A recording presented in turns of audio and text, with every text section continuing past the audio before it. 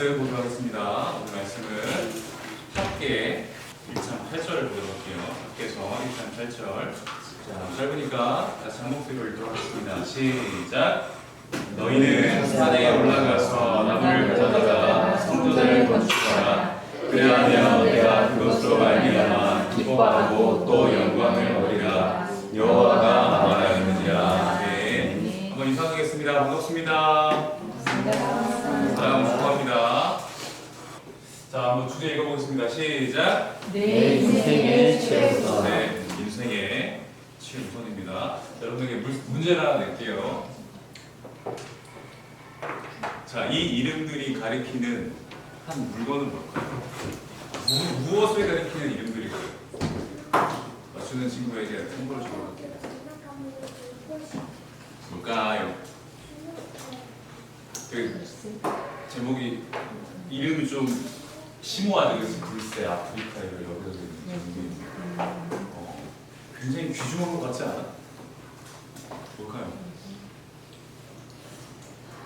결혼할 때 힌트. 결혼 보석. 무슨 보석? 다이아몬드. 결혼 정리가 됐나 봅니다. 다이아몬드 반지를 남자친구한테 해달라고 그러세요. 맞아요, 다이아몬드. 다이아몬드의 이름이 굉장히 다양해요, 그죠? 근데 이 다이아몬드뿐 아니라 모양과 색깔이 다 달라요. 관리법도 다 다르다고 해요. 그래서 이 다이아몬드가 수십억에서 수백억 가지의 귀중한 가치로 그렇게 만들어진다고 해요.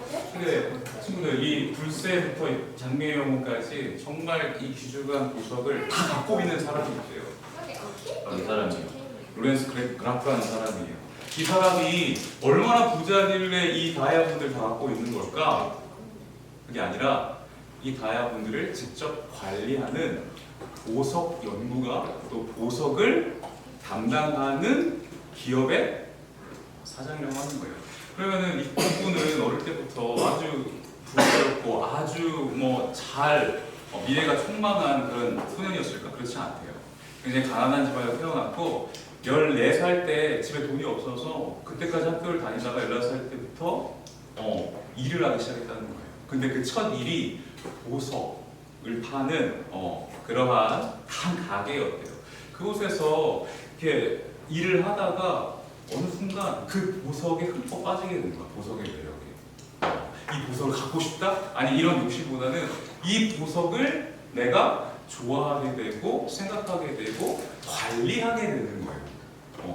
이 보석을 보는 안목과 감각이 다른 사람들보다 뛰어났던 거예요. 그래서 열심히 일을 해서 10년 만에 24살 때 자기만의 보석 가게를 차렸대요. 대단하죠? 24살에. 자, 그런데 작은 구멍가게였어. 그런데 구멍가게에 사람들이 와서 보석을 많이 살까? 그렇지 않았겠지. 그런데 보석을 좋아하는 왕비가 이 그라프가 보석을 딱 진열하고 보석을 특별하게 관리하는 그 감각을 보게 된 거예요. 어느 날 지나다니다가. 근데 입소문이 나가지고 왕비가 들렀던 보석 가게래 해가지고 사람들이 부자들이 막 달려와가지고 사기 시작하는 거예요. 그래서 어떻게 돼요? 기업의 사장까지 돼요. 그럼 목사님이 왜 이 얘기를 하냐면 이 사람 별명이 다이아몬드의 황제예요. 다이아몬드의 황제. 이 사람이 다이아몬드 황제가 될 수 있었던 이유는 뭐예요? 이 다이아몬드의 가치를 알고 안목과 감각을 키웠기 때문인 것이지. 이것을 좋아하고 이것에 관심을 두고 이것을 관리하고자 하는 마음이 있었기 때문인 거죠. 여러분, 우리도 다이아몬드 황제가 되고 싶지 않아요? 부럽지 않아? 근데 여러분, 걱정할 필요 없어요. 다이아몬드보다 비교할 수 없을 만큼의 가장 귀중한 안목과 감각을 우리에게 심어주셨기 때문이에요. 누가? 하나님은요, 우리에게 가장 귀중한 것을 볼 수 있는 안목과 감각을 심어주셨어요. 하나님은 우리에게 주신 가장 귀중한 것은 뭔데요, 여러분? 그분이 보내신 아들 예수 그리스도를 믿는 믿음인 거예요. 여러분, 이 보석을 향한 마음이 이 보석을 통해 황제가 되었다는 것이 우리는요, 그거 비교할 수 없이 하나님을 통해서 하나님을 기뻐하는 마음, 하나님을 높이는 마음을 통해서 우리는 하나님의 자녀가 되는 가장 큰 귀중한 자격을 얻었어요. 비교할 수가 없는 거예요. 여러분들에게 이분은 보석을 좋아하는 마음을 심어주었는데 여러분들에게는 어떤 마음을 심어줍니까? 무엇이 가장 좋은가요? 무엇을 가장 최우선으로 여기고 있나요? 무엇을 가장 좋아하고 있나요? 공부인가요? 운동인가요? 노래인가요? 그림인가요? 그 무엇이든 간에 여러분 그 마음을 허락하신 이유가 있어요. 하나님께서. 단지 나를 위해서 나를 높이기 위해서 그러한 마음을 주시는 게 아니에요. 가장 먼저 내가 무엇을 하든지 하나님을 높이고자 하는 마음이 내 가운데 있을 때 내가 공부를 할 때 나를 위해서 공부를 하지 않아요. 나를 위해서 공부하게 되면 반드시 실망하게 되어 있어요. 나의 한계를 경험하게 되고 나보다 더 나은 사람들을 보면서 항상 나는 왜 이렇지? 라고 하면서 내 스스로를 비판할 때도 있어요. 그렇지 않아요. 하나님께서 여러분이 각자에게 하나님이 허락하신 재능과 달란트가 있어요.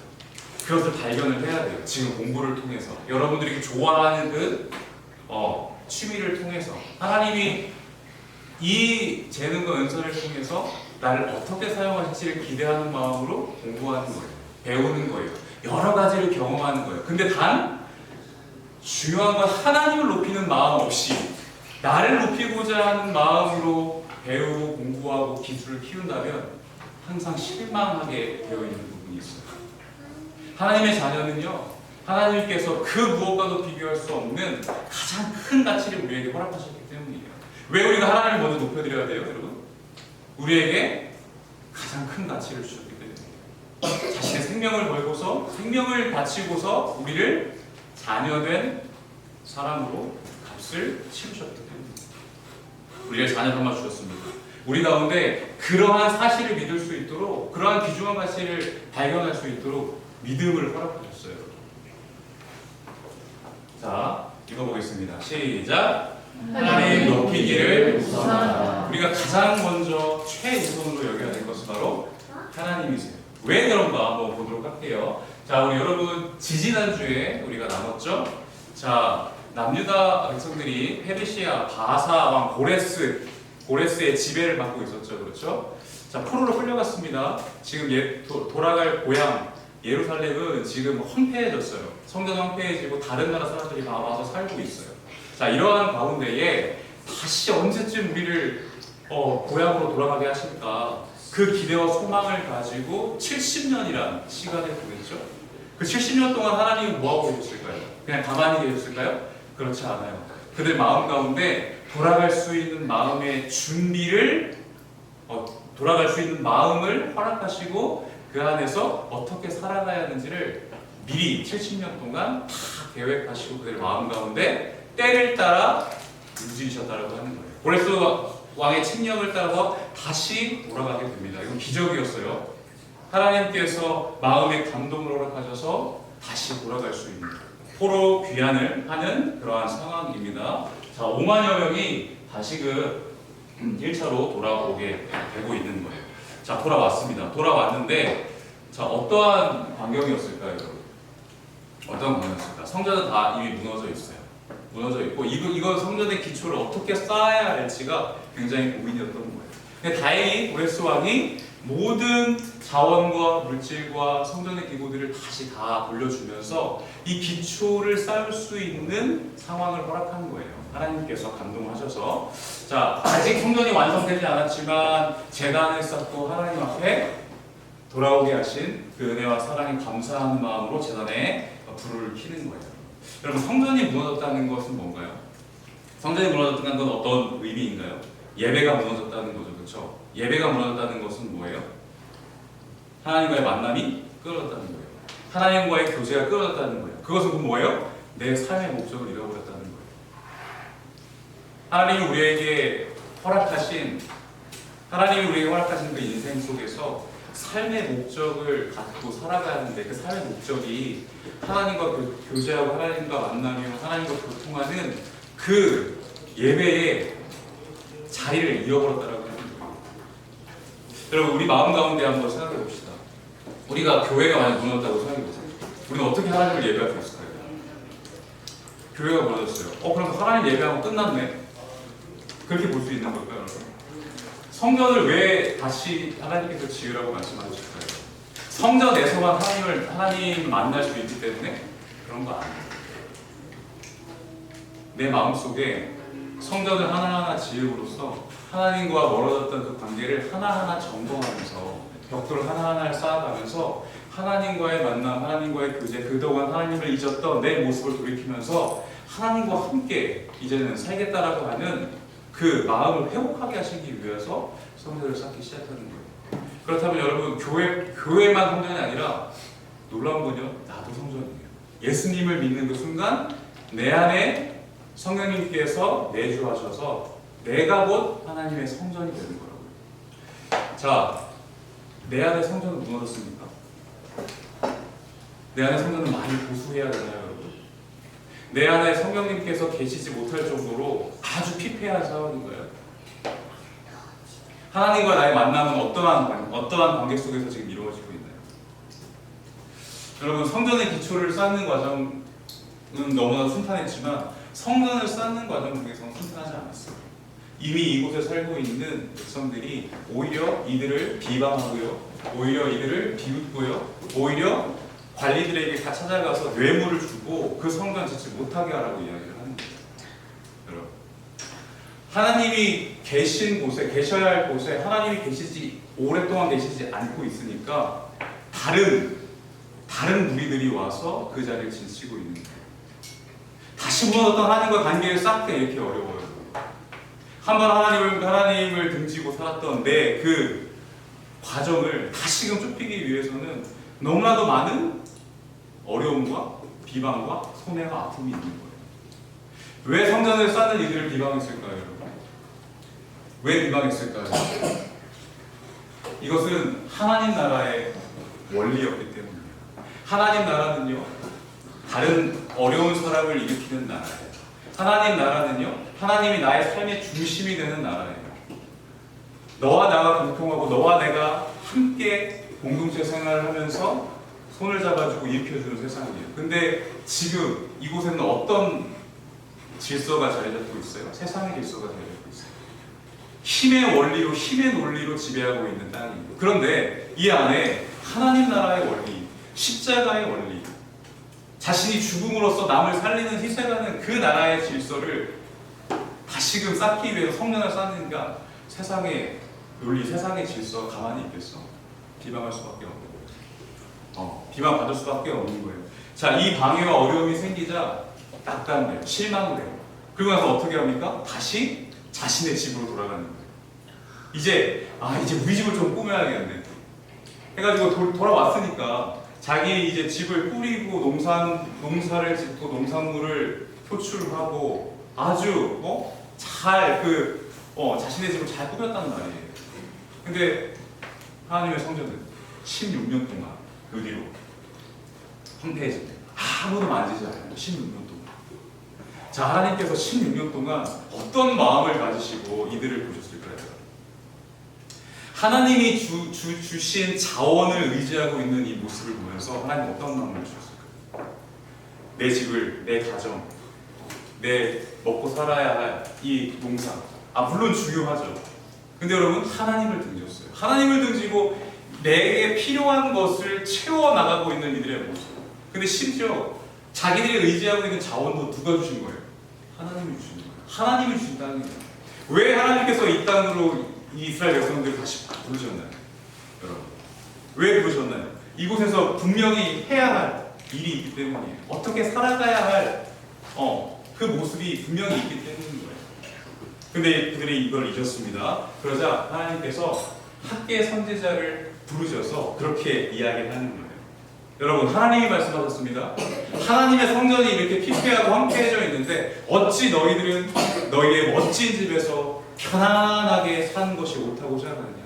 너희는 산에 올라가서 나무를 통해 성전을 지어 라고 이야기를 하는 거예요. 여러분, 하나님께서 왜 이렇게 성전을 지으라고 하는 거예요? 자기 집은 본인의 집만 꾸미고 있고 하나님의 집은 막 피폐하게 있으니까 약올라서 그런 게 아니에요. 이들이 필요한 자원을 구하는데 농사를 지어야 되잖아. 근데 하나님께서 가뭄을 내리죠. 더 이상 자신의 집을 꾸밀 수 없고. 왜? 약올라서 하나님께서 진정 원하시는 것은 건물이 아니에요. 이 세상 무엇보다도 하나님을 귀하게 여기는 마음, 하나님을 나의 주인으로 모시는 그 마음을 더 보길 원하셨던 거예요. 여러분, 하나님은요 우리의 마음을 보세요. 다른 거 보지 않으세요. 우리의 마음을 보세요. 신앙은 뭐예요? 하나님께 마음을 드리는 거예요. 이 마음의 언어를 보니까 신앙은 심장을 드리는 거예요. 심장. 나의 쿵쾅쿵쾅 뛰는 심장이 전부잖아요. 나의 어찌 보면, 그렇죠? 그걸 하나님께 드리는 거예요. 왜? 하나님이 이 심장을 값주고 사셨기 때문이에요. 나의 생명이 하나님께 달려 있음을 기억하고 인정해야만 내가 제대로 살 수 있기 때문이에요. 하나님과 멀어지는 삶이 곧 너희에겐 죽음이야. 하나님과 멀어지는 삶, 나와 멀어지는 삶이 너희에게 곧 죽음이란다. 너희의 것을 채우고 너희의 곡간을 채우고 너희의 모든 것을 너희를 위해서 사는 그러한 인생은 곧 너희를 아무런 삶의 목적 없이 그냥 너희를 위한 삶은 곧 죽음일 뿐이야. 아무런 유익이 없어. 열심히 살아라. 그러나 그 전에 나에게 너의 생명을 드리도록 하라. 그럼 내가 너와 함께한다. 내가 너와 함께할게. 하나님이, 생명이 주신 하나님이 나와 함께 하신대요, 여러분.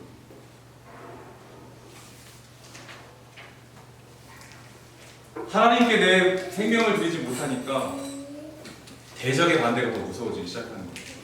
하나님보다 더 다른 것을 의지하니까 이 상황과 이 판도를 뒤집을 수 있는 힘과 능력이 그들에게 없는 거예요.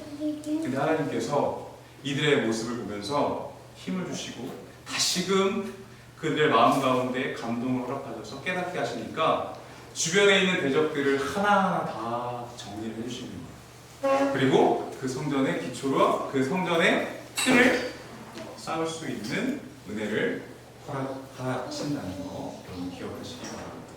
여러분, 우리가 참 많이 바빠요. 참 많이 바쁩니다. 근데 바쁜 이러한 일상을 통해서 하나님을 잊어버리는 게 더 위험해요. 더 위험해요. 누구는 학생의 신분으로, 누구는 군인의 신분으로, 누구는 회사에 일하시는 그러한 회사원의 직분으로, 또 저는 목회자의 직분으로. 저조차도 여러분 하나님을 등지고 내 스스로를 의지하고 하나님을 의심할 때가 얼마나 많은데요.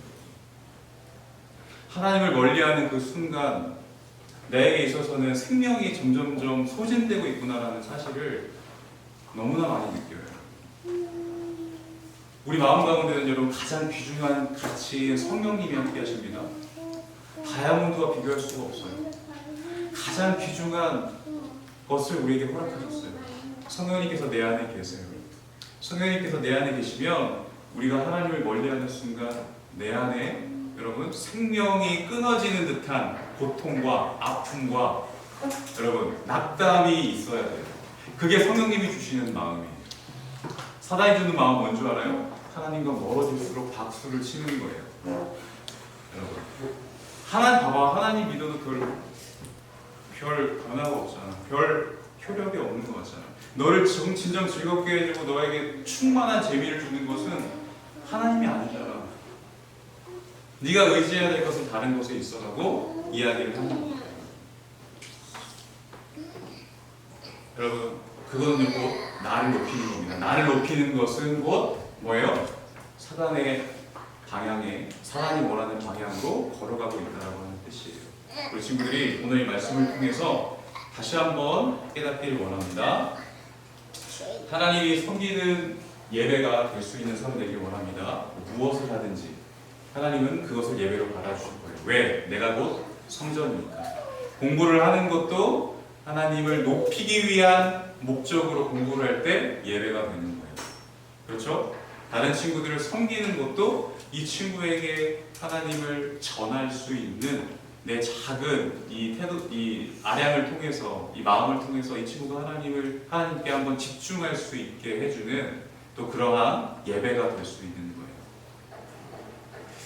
자, 함께 우리가 말씀을 읽고 마치도록 하겠습니다. 시작. 너희는 너희가 하나님의